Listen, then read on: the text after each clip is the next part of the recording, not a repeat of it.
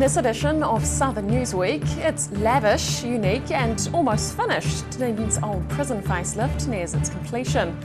Hundreds enjoy the sun and celebrate New Zealand on the grounds of Otago marae to celebrate Waitangi Day.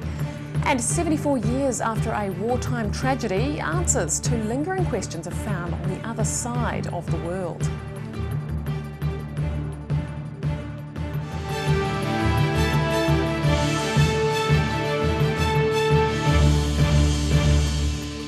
Kia ora, I'm Holly Buchanan. The finishing touches are being added to the restoration of Dunedin Prison. The prison is slowly returning to its former glory thanks to a number of community groups and architect Guy Williams. Over 60 specially made crown-shaped ridge tiles are being added to the north end annex of Dunedin Prison, along with several finials. The finishing touches to one of Dunedin's most interesting historic buildings. I'm Roselle LeBone. I'm here on the roof of Dunedin Prison where the restoration and reinstatement of missing features is almost complete. What you can see behind me is the north cell block and the reinstatement of pediments, finials and banding. Over the next few days the curtains will be drawn back and the public allowed their first glimpse of the period features on the southern end of the prison's administration block. Work on the block is nearly done, with restoration of the full building and removal of the scaffolding set for the end of the month.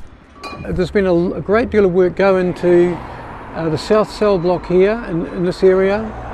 The north cell block, which is obscured in this photograph, in this image of John Campbell's, but is obvious here. And that's the one you can see over my shoulder. And in the central gable here, which is part of the admin block. This is the admin block here.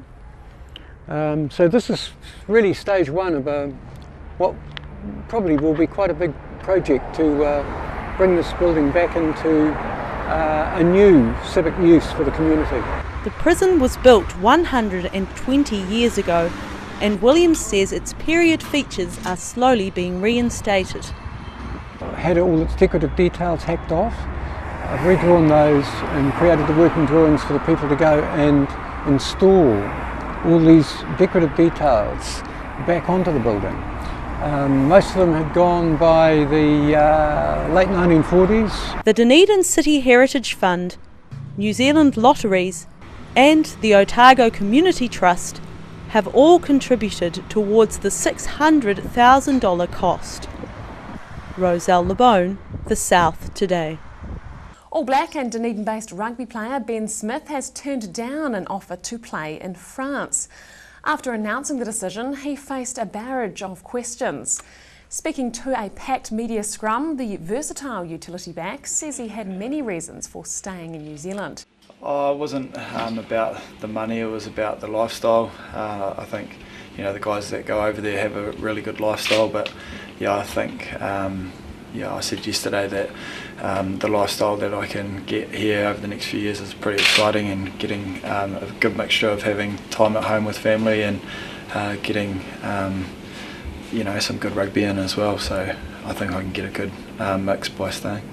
He says he made the decision with his family to remain in the south. The All Black, Otago, Highlanders and Green Island player says he's now just looking forward to the rugby season ahead.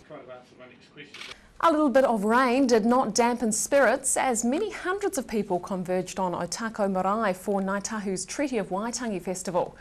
Every 3 years, Waitangi events are held at the Peninsula Marae, drawing speakers from across the Ngāi Tahu rohi. Tamati Elif put out a karanga of welcome as many hundreds of people, tangata whenua and Pākehā from across the globe, were at Waitangi commemorations on Otago marae yesterday. Visitors were welcomed by Kaumatua Edward Ellison at the pōwhiri, which involves speeches and waiata from both hosts and visitors, before a koha is offered by the visitors as a thanks for the hospitality. Māori Party co-leader Te Urua Flavel entertained the crowd with a lively speech in an almost lampooning style, which Edward Ellison says fitted the occasion. Well, in a way, that's what oratory is about. It's not just standing up and reciting and repeating something, but ideally you should induce a bit of humour and something different that catches people's attention and imagination, so it was brilliant. The Kaumātua outlines why Treaty of Waitangi commemorations held by Ngāi Tahu are spread over different marae. Well, in about 1998 we chose to commemorate Waitangi Day on an annual basis and move it around the 3 locations where the treaty was signed in 1840. He was pleased with the many people who visited Otago marae yesterday, and with some outstanding speeches and lively discussions. Edward Ellison says the observance of Waitangi as a day of remembering our nation's foundations is increasing in the South. Daryl Baser, The South Today. The Queenstown Lakes District Council has reintroduced a scheme allowing those with a carpooling permit to park for free. The council hopes the scheme will help alleviate long-standing traffic congestion problems in the resort town. Mina Amso has more. Finding a car park in Queenstown sometimes feels like winning the lottery. Finding a free car park is a dream come true. But from next month, free car parks will be available to motorists taking part in a Queenstown Lakes District Council carpooling scheme. Hi, Mina Amso in Queenstown, and this is what you need. A carpool permit, something similar to that. You place it on the dashboard along with 2 other carpool permits of 2 passengers, and that will grant you a free car park. The council believes the permits will help reduce congestion. It's just a smaller part of the overall Queenstown transport strategy, and we hope that it will play a part in helping people to change their behaviour on their choices in the way they travel. And if we have several smaller schemes, it'll add up to a behavioural change that will reduce traffic, it will reduce congestion, and it will free up a little bit of parking as well. 29 free car parks will be made available for carpooling permit holders at the Boundary Street and Ballarat Street car parks. The council will issue 100 permits on a first-come, first-served basis, and they will be valid for 12 months. This scheme is aimed at commuters living outside the Queenstown and Frankton areas. You need a New Zealand driver's licence, and you need to show where you live. The council says they will be making sure permit holders don't cheat the system. The scheme will be monitored by the enforcement team, and permits will be checked. Applications to join the new carpooling scheme close this month, and it will take effect next month. Mina Amso, The South Today. It's been 74 years, but 2 women finally have the answers to a family mystery thanks to the internet. Nairi Gardner of Dunedin sent out a message looking for information about a relative who died in a World War II bomber plane. When she found French woman Claudine Adroit, the pieces of the puzzle started falling into place. Claudine Adroit remembers the stories from her childhood of the night a Lancaster bomber crashed over her mother's village of Montigny. But she has never known the details until now. Enter Nairi Gardner on the other side of the world in Dunedin. Gardner's uncle George was the plane's rear gunner and one of 7 crew members killed. Gardner says the chances of finding each other were slim to none. My father had tried to do this back in the 80s unsuccessfully, and he knew the name of the place, Montigny.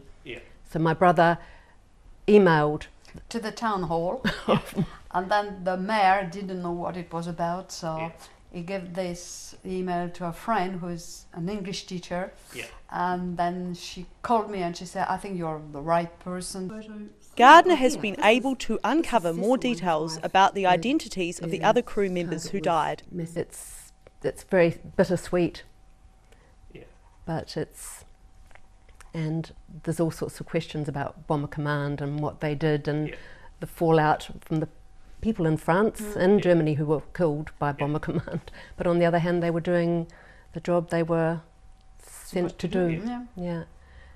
Adroit's father was in the French resistance during World War II and survived internment at Buchenwald in Germany. She is currently travelling through New Zealand and has met other families involved in the tragedy. Roselle LeBone, The South Today. Coming up on Southern Newsweek, postboxes around the country continue to go, with nearly a dozen disappearing around Dunedin recently. And hands up, who would let a falcon land on their head in the name of science?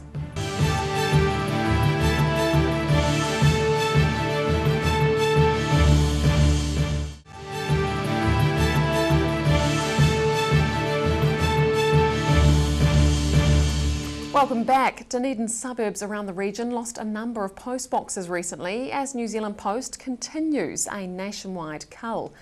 The boxes were removed from areas all over the city. I hope you haven't come to post a letter. You're out of luck. A vase of flowers left behind today is the only remaining sign of a local post box removed this morning. I'm Roselle LeBone. The removal of a post box this morning at the corner of Highgate and Ross Street in Roslyn is part of the ongoing saga of post boxes being removed around New Zealand. Over the coming weeks, more than 19 other boxes will be removed. Some locals say plans to get rid of the post boxes only reached them a few days ago. I did, as was suggested on this box here, phone Wellington, and I got the idea that the person that I spoke to up there was either disinterested or didn't know what I was talking about. And with the very short time between the announcement that they were going to be removed and the fact that we could make comments to Wellington, it was perfectly obvious that the decisions had already been made. Well, I hadn't realised it was there until it wasn't there until now. But I come to this post box all the time and rely on it. Others say the nearest post box is too far away.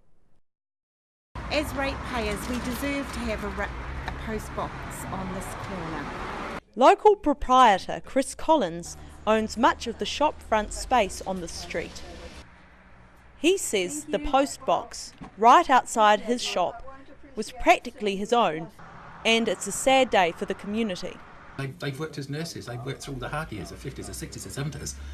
Now they've got to struggle down to a large shopping centre or somewhere on their crutches with their bad knees and bad ankles to post their letters. They've done their time. They deserve to be looked after, and they're not being looked after at all. But you would use it regularly while you're here? Yes. Not anymore. It's gone. New Zealand Post Regional Manager Murray Rye says the amount of mail posted continues to decline, and the decision was made after a review of the box's use and sustainability. A sign taped to the Highgate box read, "Goodbye, dear friend, from all the locals far and wide. You'll be missed." Roselle LeBone, The South Today. Letting a falcon land on your head to capture it is one of the fun parts of a 3-year study being undertaken by a Massey PhD student. She's looking at rare bird species living in working forestry environments, and the study aims to help them coexist into the future. Wearing a funny hat to catch birds is all in a day's work for this falcon researcher. She's capturing falcons in forestry, identifying them and following their breeding season. 12 nests have been discovered since the study began and are revealing answers. To my knowledge, nothing to do with coastal or inland or whatever. Wherever they find food, they stay there. After forests are clear-cut, the open areas provide food. Trees nearby give them vantage points to hunt. Also, they like to nest nearby mature trees because they can see any intruders come to the nest. They, just to keep an eye on those. Populations of falcons seem to be declining due to loss of habitat. Next year, the study will involve finding out whether the tagged birds stay in the same area. The research may extend to attaching transmitters to the birds to track their movements. Dee Karen, The South Today. A local horse trainer says he will go out of business if a proposed DCC bylaw all but bans horses from beaches. The proposal would restrict horses to thin strips of sand between dunes and high water marks at 4 beaches where the animals were permitted to run. Recreational and professional riders are saddle sore over a proposal to greatly restrict the beach area that horses can be ridden on. The changes are included in the Council's Reserves and Beaches bylaw, which is open to public consultation until Friday. Hare Hill Horse Treks owner Oliver Goldsmith says if the bylaw is adopted, it will end his business. Well, it'll close us down basically. So when we started in 2000, there was 5 horse trekking places in the Dunedin city area. Now we're the only one left, and they've closed for various reasons. Part of it, the regulations and things that are now in place make it very difficult. You have to insurance and all the other things that you have to keep.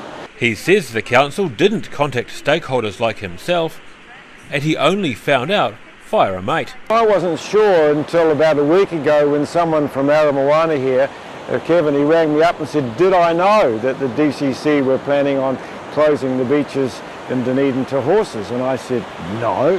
He said, well, look up the website. So I looked up the council website, and sure enough, there it was. The idea has also irritated Dunedin horse trainer Graham Anderson, who says hundreds of horse owners will be affected, and describes the council's new proposal as overkill. Goldsmith says horses need to be on firm sand, as riding on soft sand can cause injuries. They said the horses would be restricted from high tide down to the waves and the sand hills. So that basically cuts out all of the beach, because there's only a narrow strip of soft sand where you could ride. And of course the whole point of bringing horses to the beach is so they can ride on the firmer sand, which is good for their feet, whereas the soft sand creates foot problems. Acting DCC Parks and Recreation Group Manager Tom Dyer says the council is aware of concerns about injuries to horses and will assess the options once all the submissions are in. The proposal continues to permit horses on Tomahawk, Smales, Waikawaiti and Island Park beaches, but removes permission for them to be ridden below the high tide mark. Daryl Baser, The South Today. After the break on Southern Newsweek, international shearing competitors get training, and one central Otago township recently saw hundreds of ukulele lovers fill their village green.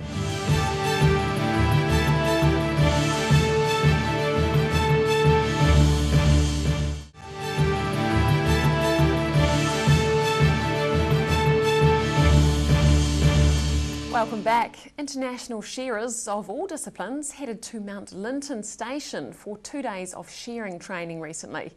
Leading into the World Shearing and Wool Handling Championships, competitors from all over the world sharpened their skills, while some of the world's most renowned shearers watched. No pressure.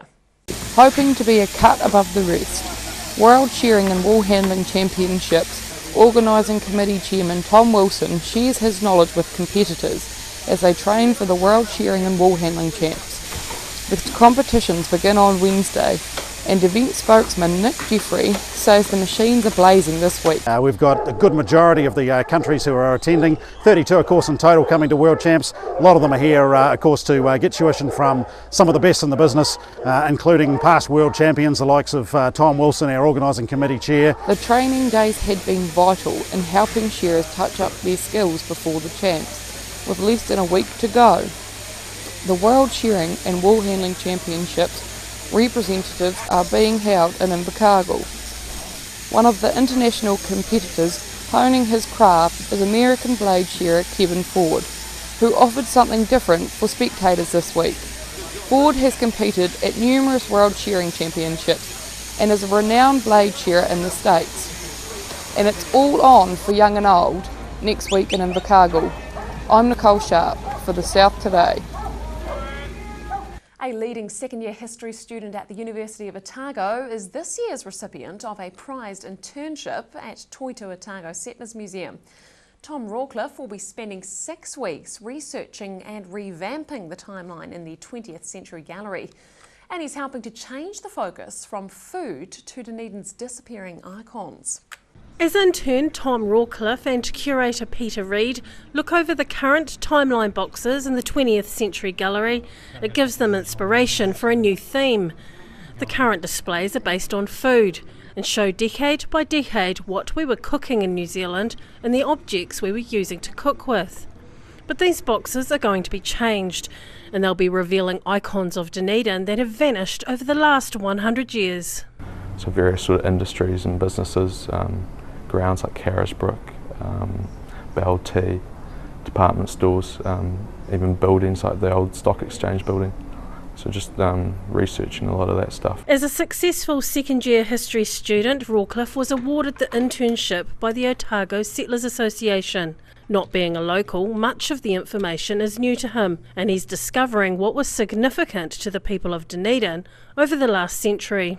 Quite a lot of stuff here, and I've certainly had a good look around and will continue to do so, but yeah, we'll have to also, I've been down to the Hocken, have a look at some stuff there. I'm sure we'll have to look at other places to find stuff. The timeline boxes change every few years, and the museum says having a student involved at the research and planning phase is beneficial. It's great for them, it's great for us, gives them good experience of how we do things, gets them interested in local history, we hope, and we get some end product out of it as well, and we get this change to the gallery that we've been working on. The 10 boxes represent the 10 decades of the 20th century and will feature objects and images that may be long forgotten or perhaps still quite fresh in our memories. Dee Karen, The South Today. And finally, for those of you who think the ukulele is a toy guitar, maybe a trip to a central Otago township might just change your mind. The 3rd annual Lauder Ukulele Festival was recently held in the town's village green. But it wasn't just the locals striking a chord. 2, 3, 4. Listen to the rhythm of the falling rain. Telling me just what a fool I've been. Bruce MacDonald and Barry Brimrose are 2 men passionate about the ukulele. They've been involved in teaching the instrument in the Alexandra area for many years, and both are part of the organising committee for the Lauder Ukulele Festival. Sort of came up with this idea of having a grassroots ukulele festival based on the idea, rather than paying professional acts to come and play to us and just have us as an audience, as a way of involving people in playing as much as possible. They invite groups from all over New Zealand to come and play a concert, take workshops and be part of open mic sessions. Bemrose says the whole idea is to involve as many people as possible, so they're not observers, they're actually learning something and presenting their own skills. And he believes you get out of it what you put into it. Now, you can certainly pick up a ukulele and play a couple of chords and think you're wonderful, but in terms of being good at playing a ukulele, it's a lifelong endeavour, and like you can keep playing for as long as you like, and you may never ever reach the point of being brilliant. The event's attracted double the registration from previous years, and there's more people coming to watch the concerts. People are really surprised, so they'll come out and think, oh, we'll go and look at the ukuleles for a few minutes. They end up staying hours because it's reached the stage of the productions and stuff are actually really very professional. The proceeds from the events have helped fund local projects. Dee Karen, The South Today. And that's it for this edition of Southern Newsweek. Be sure to check us out on Facebook, YouTube and Twitter, or you can keep up with Southern News via our website, channel39.co.nz. I'm Holly Buchanan. Thanks for watching.